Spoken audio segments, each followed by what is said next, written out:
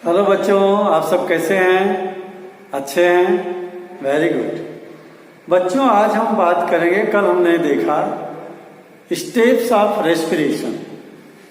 Respiration कितने तरह के हैं हमारी बॉडी में, कहाँ रेस्पिरेशन होता है। आज हम बात करेंगे रेस्पिरेटरी सिस्टम की, कि कैसे ब्रीदिंग होती है, नाक के थ्रू सांस कहाँ जाती है, कैसे कैसे पहुंचती है और हमारे लंग्स में आती है। तो आज हमारा पार्ट 7 है।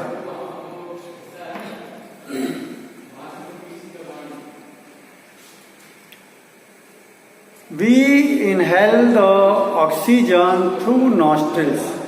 ये हमारे नाक के जो 2 छेद हैं, इनको हम कहते हैं नॉस्ट्रिल्स। हवा बॉडी के अंदर हमारे एंटर करती है, किसके थ्रू? नॉस्ट्रिल्स के थ्रू। किसके थ्रू? नॉस्ट्रिल्स के थ्रू। तो सबसे पहले हम लोग देखते हैं यहां पे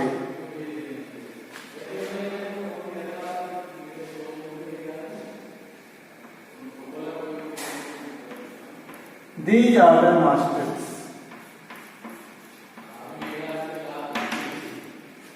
नॉस्ट्रिल्स के थ्रू हमारे बॉडी के अंदर एयर इंटर करती है।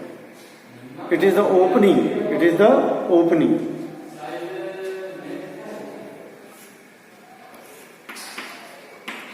Through it oxygen means air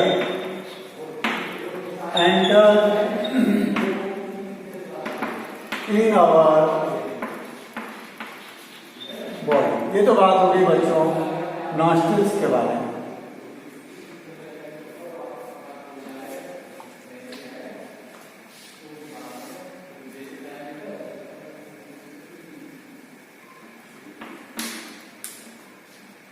ये बात हो गई नॉस्ट्रिल्स के बारे में।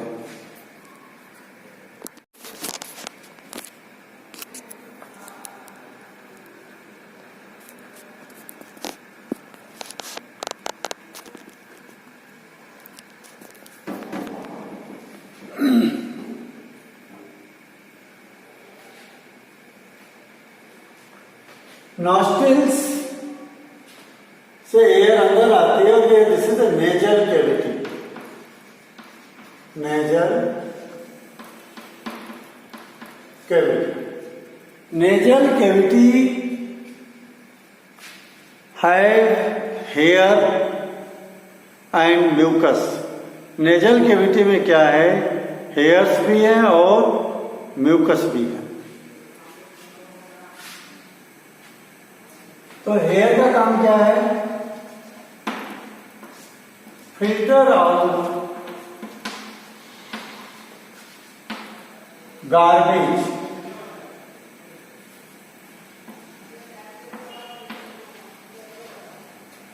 Present in air.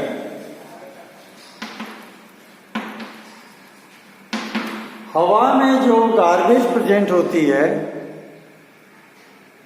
कचरा जो प्रेजेंट होता है, एयर में जो कचरा प्रेजेंट होता है, उसको जो है नाक में जो हेयर्स होते हैं वो छान करके फिल्टर कर देते हैं, अंदर आने नहीं देते हैं। और नाक के अंदर ही बच्चों म्यूकस होता है। म्यूकस का भी 2 रोल है। म्यूकस मतलब वही जो आप नाक से निकालते हो बाहर, सेवड़ा जिसको कहते हो, वो म्यूकस कोई डस्ट पार्टिकल हैं, कार्बन पार्टिकल अगर एयर में हैं, they will be absorb at mucus. Mucus उनको एब्जॉर्ब कर लेगा। आप अगर कभी बड़े शहर में जाओ, सुबह से निकलो, अगर बाइक से 2 घंटे आपने गाड़ी चला लिया, तो जैसे घर लौट के आओगे नाक से म्यूकस बाहर आएगा। आप निकालोगे तो पूरा काला काला म्यूकस निकलेगा। क्यों? क्योंकि हवा में जो कार्बन पार्टिकल्स हैं वो सारे उस म्यूकस पे जमा हो गए। म्यूकस पे जमा हो गए। तो म्यूकस क्या करता है? बॉडी के अंदर डस्ट को और कार्बन पार्टिकल को जाने नहीं देता। बात हो रही है mucus. absorb dust particle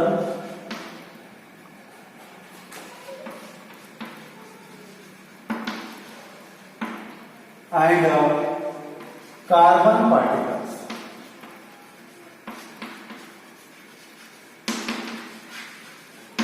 dust के पार्टिकल्स को और कार्बन के पार्टिकल्स को वो एब्जॉर्ब कर लेता है। इसके अलावा बच्चों म्यूकस और ब्लड वेसल्स हमारे नाक के अंदर रिचली सप्लाइड होती है। ब्लड वेसल्स, नाक उठा के देखना कभी, रेड कलर की नजर आएगी। कैसी? रेड, क्योंकि ढेर सारी ब्लड वेसल्स हैं ऊपर ही ऊपर। तो दोनों का काम करता है, म्यूकस और ब्लड वेसल्स मिल करके सर्दी के दिन में अगर टेम्परेचर 6 डिग्री 7 डिग्री 2 डिग्री तक हो जाता है, कहीं कहीं पे चूरू में माइनस में चला जाता है, 0 डिग्री 1 डिग्री -1 -2। ऐसे में हवा बहुत ठंडी होती है और वो ठंडी हवा इनहेलों के अंदर जाएगी तो आपका लंग्स श्रिंक हो जाएगा, सिकुड़ जाएगा। ठीक है? तो ऐसे में जब एयर इनहेल करते हैं हम लोग, एयर जब अंदर जाती है तो म्यूकस पर से पास होती है, तो mucus increase the temperature of air. Mucus क्या करता है? एयर के टेम्परेचर को बढ़ा देता है सर्दी में। गर्मी में क्या करेगा? गर्मी के दिनों में जब हवा का टेम्परेचर 45, 46, 48 डिग्री होता है, हमारे बॉडी का टेम्परेचर 37 डिग्री। इतनी गर्म हवा अगर अंदर जाएगी, it will burn the lungs. जब इतनी गर्म हवा जाती है तो उस समय ये म्यूकस उस हवा का टेम्परेचर डाउन कर देता है, हीट को एब्जॉर्ब कर देता है। तो उसको हम लोग लिखते हैं, म्यूकस का पहला होगा number 2, mucus and blood vessels act as a air conditioner, act as a air conditioner। किसका काम करेगा? Air conditioner. हवा गर्म है तो ठंडी कर देगा और हवा ठंडी है तो गर्म कर देगा। कैसे? It keeps temperature of air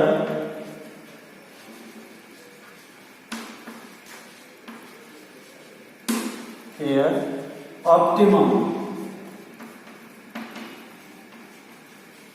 optimum means न तो बहुत ज्यादा न तो बहुत कम। ये बात हो गई बच्चों किसकी? नोस्ट्रिल्स और नेजल कैविटी। अब हम आगे अगर बात देखें, just below the nose we have the oral cavity यानी माउथ कैविटी। ये माउथ हमारा नाक के नीचे ही, this is the mouth. Mouth और ये food pipe, this is the food pipe.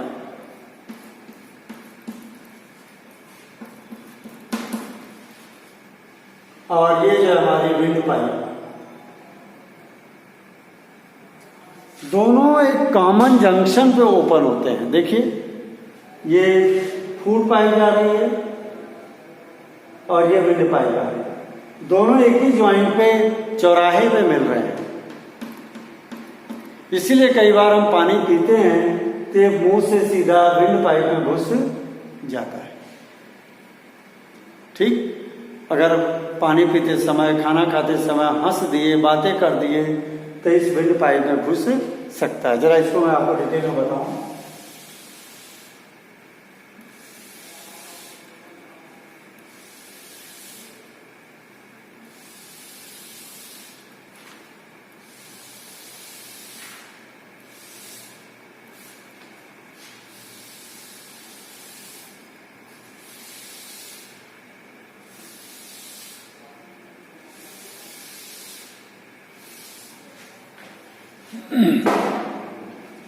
यहां पे क्या होता है बच्चों? This junction is known as pharynx. Pharynx क्या है? जंक्शन ऑफ बकल कैविटी यानी माउथ एंड विंड पाइप, जो हवा की नली आ रही है और मुंह की cavity, that is the pharynx. Pharynx क्या हो गया? Junction of mouth and nasal cavity. Nasal cavity और माउथ का जो है ये जंक्शन है, कौन? फेरिंग्स। अब जान लो, यहां पे जो आप ये विंड पाइप देख रहे हो,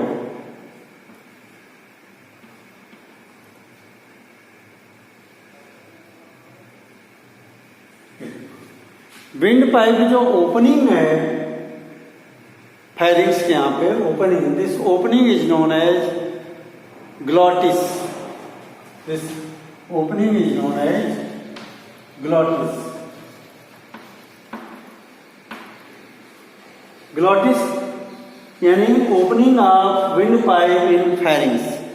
जो ये मुंह देख रहे हो खुला, इसको बोल रहे हैं ग्लॉटिस। जैसे ये मुंह है तो ग्लॉटिस, पाइप का मुंह। Mouth of wind pipe, mouth of trachea. अब हम लोग विंड पाइप ना कह करके क्या कहेंगे? ट्रैकिया। ग्लॉटिस क्या हो गया? Mouth of trachea. ये पूरी पाइप देख रहे हैं, ट्रैकिया। और कोई फूड, जब हम पानी पी रहे होते हैं या खाना निगल रहे होते हैं तो फूड ऐसे जाएगा तो ग्लॉटिस में घुस सकता है। लेकिन भगवान ने यहाँ पे एक फ्लैप बनाया, कवर बनाया है, जैसे फूड इधर से जाएगा इस कवर माउथ को ढक देगा, न तो पानी अंदर एंटर करेगा न तो फूड। लेकिन अगर ऐसे में निगलते समय या खाना खाते समय, पानी पीते समय आपके दोस्तों ने आपको हंसा दिया है, आपने आवाज बोल दिया, इसलिए कहते हैं खाना खाते समय बात नहीं करना। फूड पार्टिकल अगर अंदर एंटर कर गया तब तक ढचके लगे रहेंगे आपको तब तक इस तरह से आप ढचके खाते रहोगे जब तक विंड पाइप में से, ट्रैकिया में से एक एक छोटे छोटे पार्टिकल बाहर ना आ जाए। इसलिए मना किया जाता है कि आप खाते समय न तो हंसो न तो बातें करो। तो इसका जो कवर है बच्चों, ये मैं यहां कवर बताता हूं। ये हो गया, ये कवर को हम कहेंगे, ये कवर, इसको मैं यहां लेवल करता हूं इस जगह पे। This cover is known as epiglottis।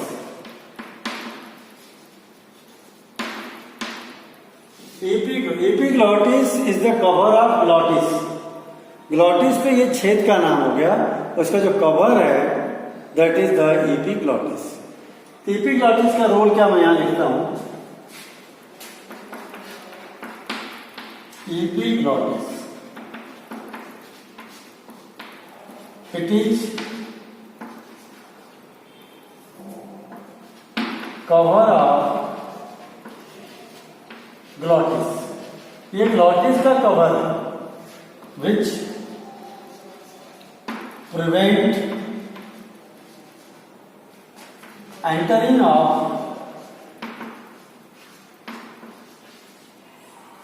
food and water in trachea during swallowing food, swallowing food। तो बच्चों ध्यान दो, epiglottis क्या है? It is cover of glottis. Glottis जो छेद है, विंड पाइप का मुंह है, उसका कवर है। विच प्रिवेंट, जो रोकता है, प्रिवेंट करता है, रोकता है, एंटरिंग यानी घुसने से, ऑफ फूड एंड वाटर, पानी और खाने का, किसके अंदर? इन ट्रैकिया, ट्रैकिया में। ड्यूरिंग स्वॉलोइंग फूड, जब हम फूड को निगल रहे होते हैं, फूड ऐसे जाएगा ऊपर से, उस दौरान ये कवर इसको कवर कर देगा, जिससे अंदर फूड एंटर ना करे। क्लियर? ये तो बात हो गई बच्चों। देखिए हमने बता दिया आपको नॉस्ट्रिल्स क्या है, नेजल कैविटी, यानी नेजल कैविटी, और फायरिंग्स, ग्लॉटिस, और देन एपिग्लॉटिस। ये ग्लॉटिस के बारे में है, और एपिग्लॉटिस की बात हो गई। अब हम बात करते हैं आगे। यहीं पे वॉइस बॉक्स भी है बच्चों।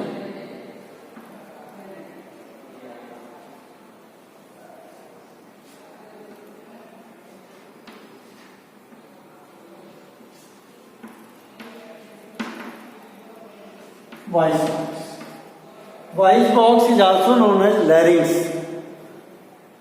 वॉइस बॉक्स को हम किस नाम से जानते हैं? लैरिंग्स। जैसे गले में देखो ये उठा हुआ नहीं है, this is a voice box. यहीं से आवाज प्रोड्यूस होती है और आवाज यहीं से बाहर मुंह में आती है। ठीक, विंड पाइप से आवाज प्रोड्यूस होगी और माउथ से बाहर आएगी।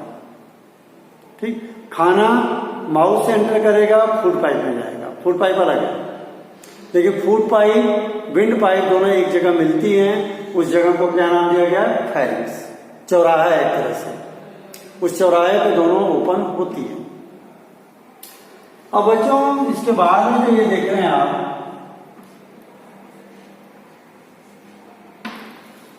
एक्चुअल में जो ट्रैकिया है, it is a rubber like pipe. Trachea कैसी है? रबर के जैसे सीधी पाइप है। ठीक, लेकिन रबर की पाइप कभी चिपक न जाए आपस में दोनों, जैसे पाइप है, और इसमें हवा नहीं रहेगी कभी, तो क्या हो सकता है? चिपक सकता है, ऐसा बंद हो सकता है जब हवा ना हो। ठीक, लेकिन अब हमारे भगवान ने बहुत सब सोच समझ के चीजें बनाई हैं कि कोई चीज चिपके ना, कोई चीज, ये ट्रैकिया आपस में चिपके ना, मुंह बंद ना हो, इनका रास्ता ब्लॉक ना हो जाए। इसके लिए ट्रैकिया के बाहर ये देखिए हमारे गले में ये हिल रहा है, कार्टिलेज की बनी हुई ऐसी रिंग बनाई है, सी शेप की कार्टिलेजिनस रिंग से उस ट्रैकिया को चिपका दिया है, ताकि ट्रैकिया आपस में कोलैप्स होना चाहे तो कोलैप्स ना हो पाए। ट्रैकिया आप कोलैप्स होना चाहे तो कोलैप्स ना हो पाए, क्योंकि वो एक तरफ का हिस्सा उसका हाफ कार्टिलेजिनस रिंग से जुड़ा हुआ है। तो हाफ कार्टिलेजिनस रिंग का क्या रोल है? ये इनका नंबर होता है 16 to 18। किसी में 16 होंगे रिंगे, किसी में 17, किसी में 18। ये ट्रैकिया को कोलैप्स होने से प्रिवेंट करती है, रोकती है। ठीक, तब बात कर रहे हैं अपन इसकी हाफ कार्टिलेजिनस रिंग, सी शेप रिंग, सी शेप रिंग। ठीक,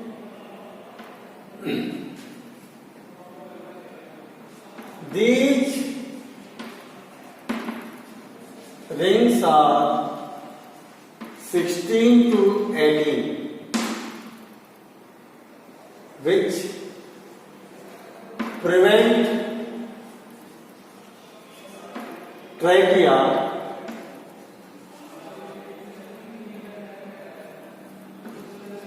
from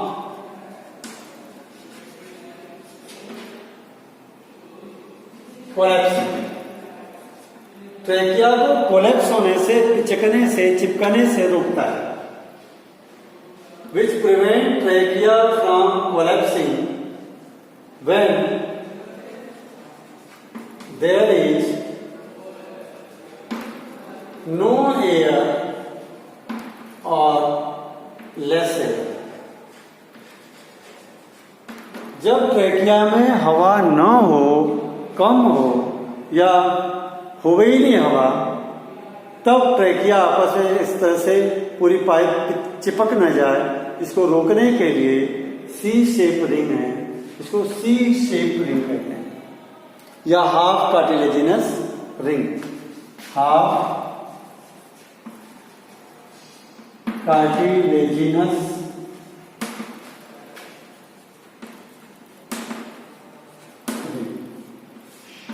सी शेप रिंग कहो या हाफ कार्टिलेजिनस रिंग कहो। यह हाफ कार्टिलेजिनस रिंग नहीं होगी अगर तो ट्रैकिया कभी को चिपक सकती है, इसको बचाने से रोकती है सी शेप रिंग। कितना नंबर इसका 16 to 18 होती है। क्लियर? अब आगे बढ़ते हैं हम लोग। ये रब कर देता हूं बच्चों।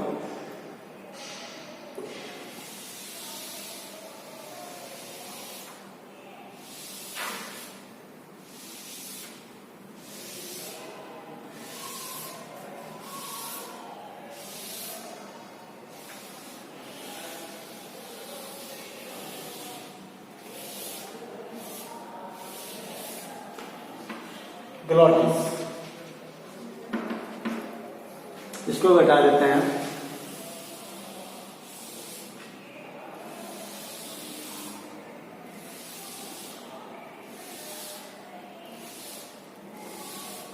Now this trachea divide into 2 branches.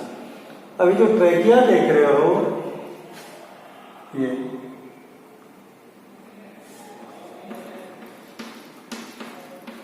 Trachea 2 branch में बटेगी, जिनको हम बोलते हैं ट्रैक्यूल्स।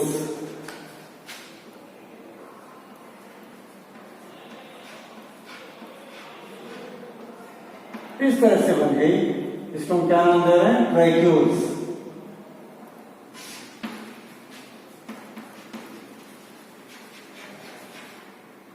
ट्रैक्यूल ब्रांच ऑफ ट्रैकिया, एक की जगह कितनी हो गई? ये 2 हो गई, इनको बोलते हैं ट्रैक्यूल्स।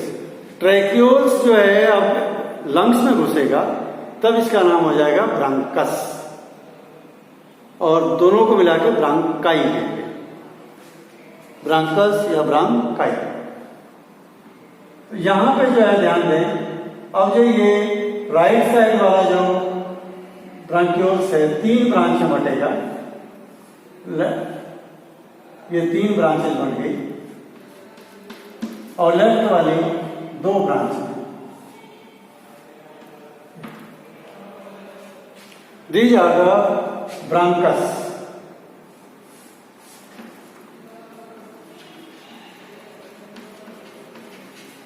ब्रांकस सबको मिला के कहोगे तो ब्रांकाई। अब यहां पे जो है ध्यान दो बच्चों, ये छोटे छोटे जो है एक एक बलून में ये ओपन होंगी, बलून लाइक स्ट्रक्चर सभी। ये मान लीजिए हम इसको लेते हैं, ये छोटे छोटे बलून लाइक स्ट्रक्चर में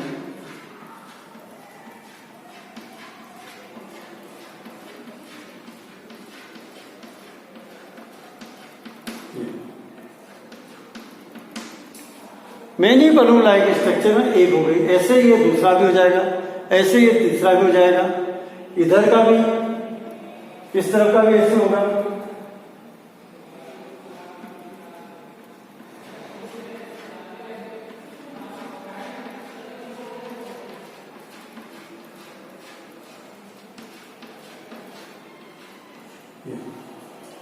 This is these balloon like structure are known as alveoli.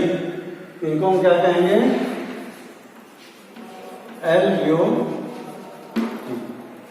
Alveoli के बारे में बात करते हैं हम लोग। Alveoli are the balloon like structure. कैसे हैं? बलून के जैसे स्ट्रक्चर हैं, which are richly supplied with blood vessels. इनकी दीवारों पे ब्लड वेसल्स ये सप्लाई होती हैं।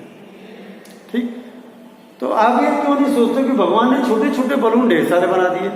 क्यों नहीं एक ही बलून बनाता? एक ही बलून रहेगा तो उसका अंदर का एरिया देखेंगे इतना सा, ठीक, और इतने एरिया में छोटे छोटे बलून हो गए तो सरफेस एरिया बढ़ गया, ठीक, जिससे जो एयर आएगी सभी बलून में जाएगी तो ऑक्सीजन एब्जॉर्ब ज्यादा होगा, कार्बन डाइऑक्साइड ज्यादा छोड़ा जाएगा। तो एल्वेली का क्या काम है? एल्वेली के बारे में जरा लिखें। Alveoli are balloon like structure which are richly supplied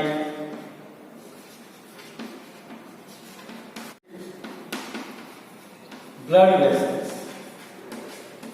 ढेर सारी ब्लड वेसल्स की इसमें सप्लाई होती है। और एल्वेली का रोल क्या है? They provide large surface area for the exchange of gases. They provide large surface area for exchange of gases। Gas के एक्सचेंज के लिए लार्ज सरफेस एरिया प्रोवाइड करते हैं कौन? एल्वेली। एल्वेली क्या करेंगी? They will provide large surface area for the exchange of gases. ये तो बात होगी बच्चों एल्वेली की। अब ये भी पता चल गया अपन को कि एक लार्ज सभी एल्वेली मिलके 80 मीटर स्क्वायर एरिया प्रोवाइड करती हैं। लगभग 40 इंटू 40 मीटर का हॉल जो बड़ा होता है, इतना बड़ा एरिया। और हमारे राइट साइड में 3 लोब होंगे एल्वेली के। लोब मतलब गुच्छा। एक लोब, इसका 2 लोब, इसका 3 लोब, जबकि लेफ्ट साइड में 2, एक और एक है 2। लेफ्ट में 2 ही लोब इसलिए होते हैं, लेफ्ट में थोड़ा जगह हार्ट भी घेर लेता है, इसलिए भगवान ने हार्ट की जगह को छोड़ करके 2 ही लोब बनाए हैं एल्वेली के। अभी एल्वेली बहुत सॉफ्ट आर्गन है, इनकी रक्षा करना है। They are covered by double membranes,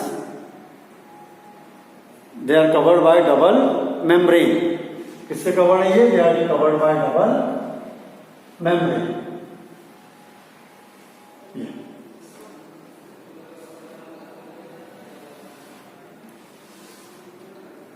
Such type of double membrane is available around the alveoli, known as pleura। इसको क्या कहेंगे? Pleura। Pleura is the double membrane which protect the alveoli from friction। हमारी जो छाती की हड्डियां हैं, इनसे डायरेक्ट एल्वेली रब न खाए, उसको रोकने के लिए ये जो है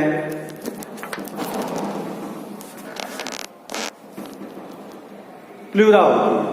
तो प्लूरा का नाम मैं लिख देता हूं, प्लूरा। इट इज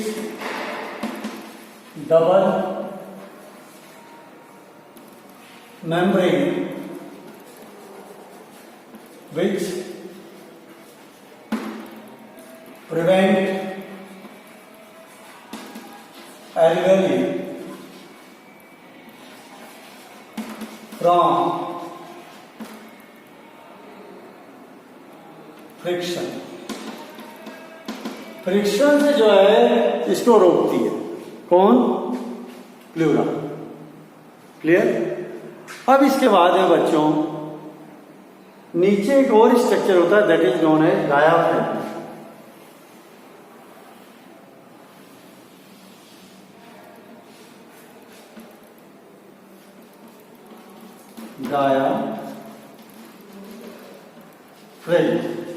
डायाफ्राम में क्या होता है, जरा इसके बारे में सुनो। हमारी जो गर्दन से लेकर के कमर तक पूरा हॉलो स्ट्रक्चर, टोटल हॉलो, खोखला। और भगवान ने इसको यहाँ बीच में एक प्लेट लगा करके 2 हिस्सों में बांटा है। ऊपर का चैम्बर अलग, नीचे का चैम्बर अलग। Upper chamber is known as thoracic cavity और चेस्ट कैविटी, और नीचे वाला चैम्बर कहलाता है abdomen. In upper chamber, in thoracic cavity, important organ like lungs and heart are present. ठीक? और इसका डायाफ्राम का रोल क्या है, काम क्या है? ये देखिए, कभी यूं होता है, फिर यूं होता है। Flat, dome shape and flat, dome shape and flat, dome shape and flat. In this way it helps in breathing. कैसे करता मैं पूरा मैकेनिज्म बताता हूं। Helps, it is a muscular plate which helps in breathing, जो किसमें मदद करेगा,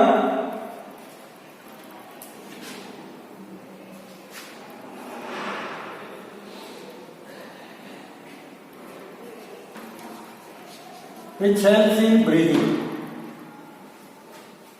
डायफ्राम के बारे में लिखा है, it is a muscular plate which helps in breathing. Breathing में कैसे मदद करेगा बच्चों, मैं आपको भी पूरी ब्रीदिंग की मैकेनिज्म आपको समझाता हूं इसके बाद। अब ये हो गया हमारा रेस्पिरेटरी सिस्टम।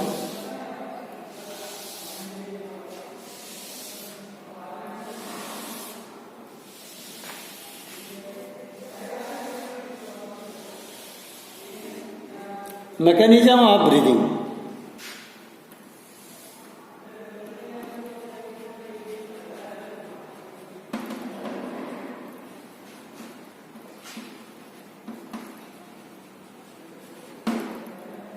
ब्रीदिंग है क्या? सांस का अंदर जाना और अंदर से हवा का बाहर आना, ये जो दोनों प्रोसेस है, inhalation and exhalation, together known as breathing। Inhalation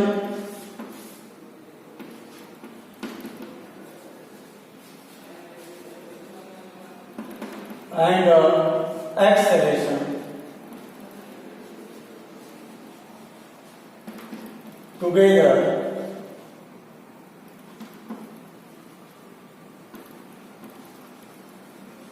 known as breathing.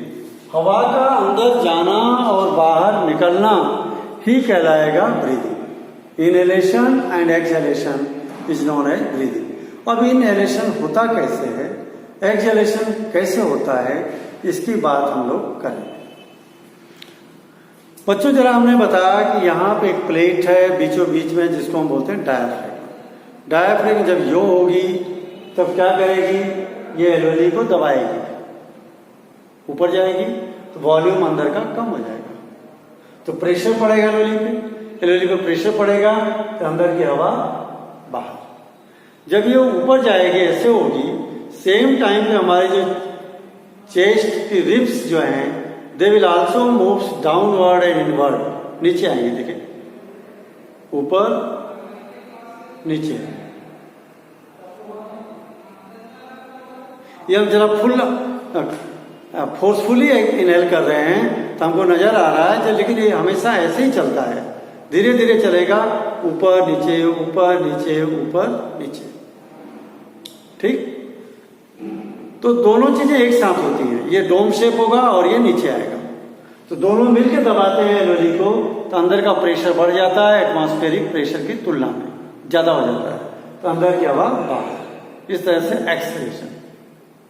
फिर जैसे ये डोम शेप देगा ऐसा फ्लैट, और उस समय छाती की हड्डियां ऊपर आउटवर्ड आती है, बाहर की तरफ, आउटसाइड एंड अपवर्ड, तब इनके ऊपर प्रेशर कम हो गया तो एरिया बढ़ गया, तो अंदर का प्रेशर कम हो गया, बाहर का प्रेशर ज्यादा। Now the more atmospheric pressure than the inside pressure, so outside air come inside and this is known as inhalation।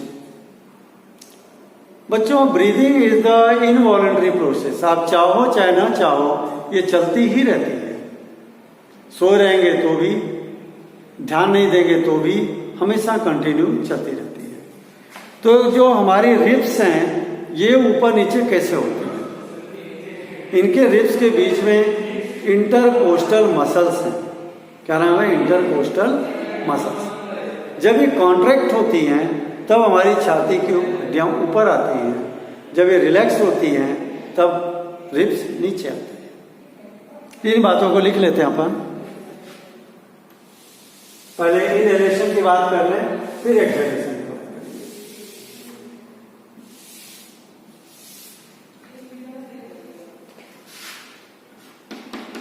Inhalation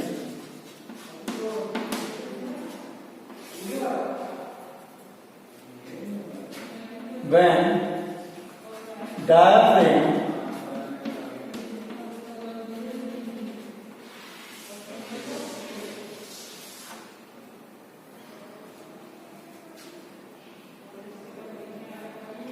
contract,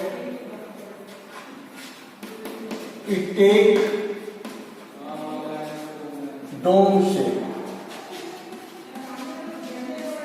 डोम का मतलब गुंबद, ऐसा उठा हुआ डोम का शेप मिलेगा जब कॉन्ट्रैक्ट होगा। And at the same time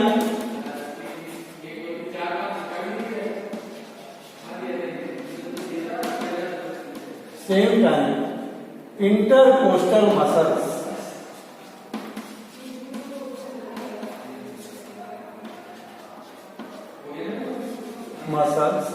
relax.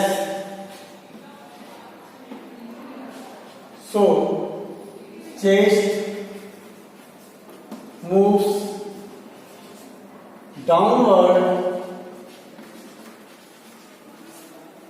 and inward। दोनों चीजें, चेस्ट क्या होगा, नीचे की तरफ आएगा और डायफ्रैगम ऐसा होगा। तो दोनों मिलके क्या करेंगे, लंग्स पे प्रेशर डालेंगे। Due to this internal pressure is more than atmospheric pressure, so inside air come out। due to this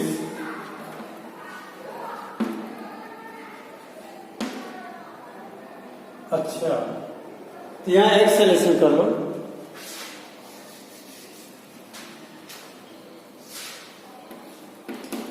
exhalation but due to this internal pressure is more than atmospheric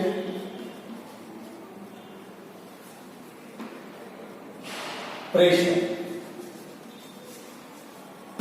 so inside air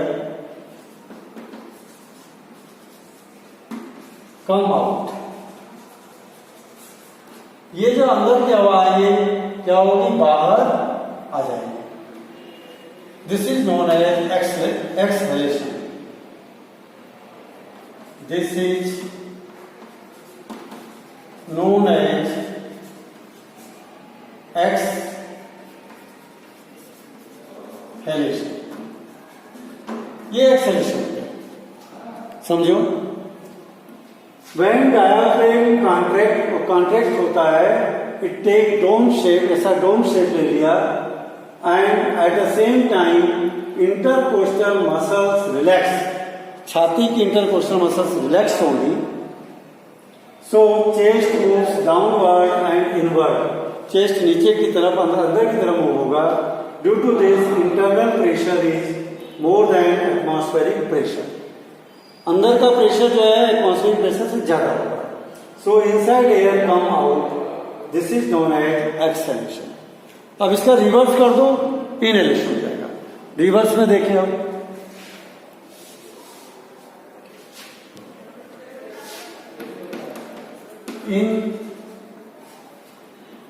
inhalation when diaphragm contract जगह क्या लिख दोगे, relax.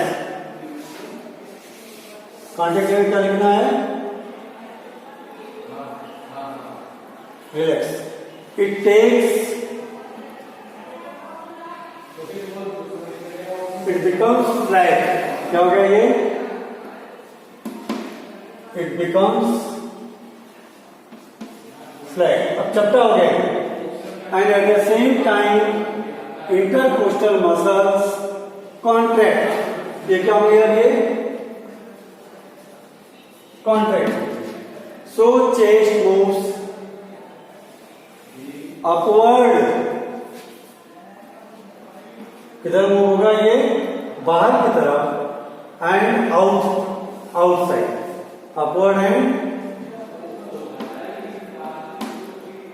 Outside, बाहर की तरफ, ऊपर की तरफ आएगा। Due to this internal pressure is less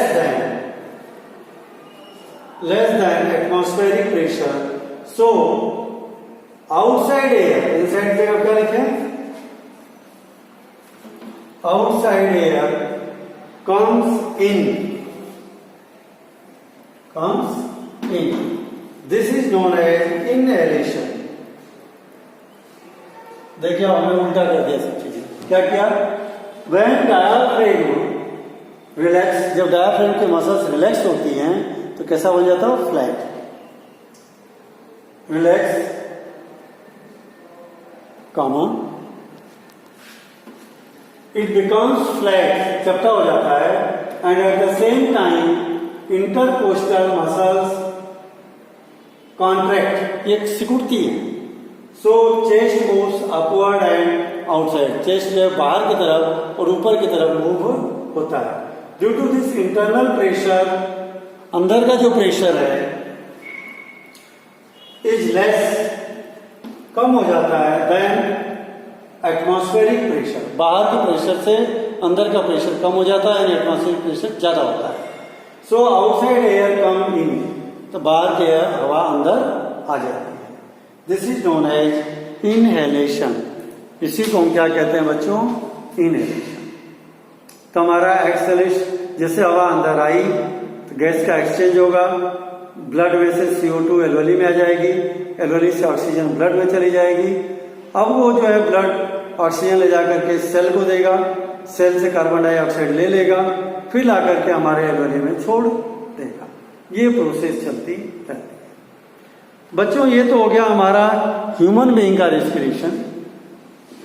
same ऐसे ही जो अर्थवार्म है, अर्थवार्म अपने स्किन के थ्रू रेस्पिरेशन करता है, किसके थ्रू, स्किन के थ्रू, मॉइस्ट स्किन। और फ्रॉग जो है स्किन और लंग्स दोनों के थ्रू करता है, और इंसेक्ट एयर ट्यूब के थ्रू करता है, किसके थ्रू, एयर ट्यूब, उनमें कोई लंग्स नहीं होता है। तो हमारा आज ये रेस्पिरेशन का टॉपिक कंप्लीट होता है। ओके बच्चों, हैव ए गुड डे।